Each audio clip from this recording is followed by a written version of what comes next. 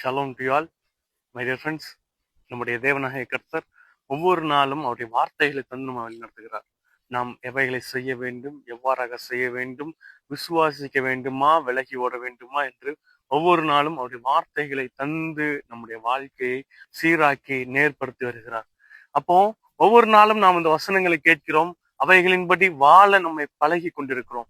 அப்போ அவருடைய வார்த்தை மூலமாக நமக்கு நினைவுபட்டு வேண்டும் அப்படின்னா, அவர் சொல்லுகிறார், அவருடைய வசனத்தை, அவருடைய வார்த்தையை, அவருடைய வல்லமையை ருசித்து பாருங்கள்.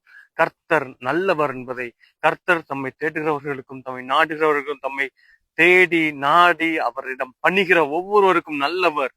நீங்க ஒருவேளை மனுஷனை தேடி போனீங்க அப்படின்னா, ஒருவேளை மனுஷன் அந்த நேரத்துக்கு சூழ்நிலைக்கு நமக்கு நல்லவர்களா தெரிவாங்க.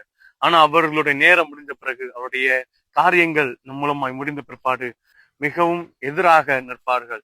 ஆனால் நம்முடைய தேவனாகிய கர்த்தர் எப்படிப்பட்டவர் என்றால், நம்மை மிகவும் நேசிக்கிறவர். ஒருவேளை நாம் கூட அவருக்கு விரோதமாய் நம்ம அநேக காரியங்களை செய்யலாம். ஆனா நமக்கு விரோதமாய் அவர் ஒரு நாளும் ஒரு பொழுதும் ஒரு சின்ன காரியத்தை கூட செய்ய மாட்டார். ஏனென்றால் நம்மேல் அவர் அவ்வளவு அன்புள்ளவரா இருக்கிறார். எனவேதான் அவர் நல்லவர் என்பதை நீங்க ருசிச்சு பார்க்கணும், நாம் ருசிச்சு பார்க்கணும். நம்முடைய பிரச்சனைகள்ல, நம்முடைய பாடுகள்ல கர்த்தர் நல்லவரா இருக்கிறார்.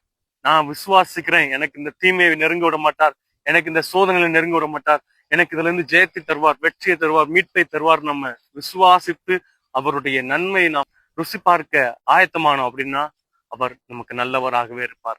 அவருடைய நன்மைகளை நாம் பெறுகிறவர்களா இருப்போம், அவருடைய ஆசீர்வாதங்களை நாம் பெறுகிறவரா இருப்போம். எனவே நம்முடைய இந்த புதிய நாளை அவர் நமக்கு நன்மையானதை தருவார் என்பதை உணர்ந்தவர்களாய், அவர் நமக்கு நல்லவராகவே இருக்கிறார் என்பதை அறிந்தவர்களாய் மகிழ்ச்சியோடு நாம் துவக்கும் தேவனை ருசி பார்ப்போம். தேவன் தாமே நம்மை ஆசீர்வதிப்பார். God bless you all.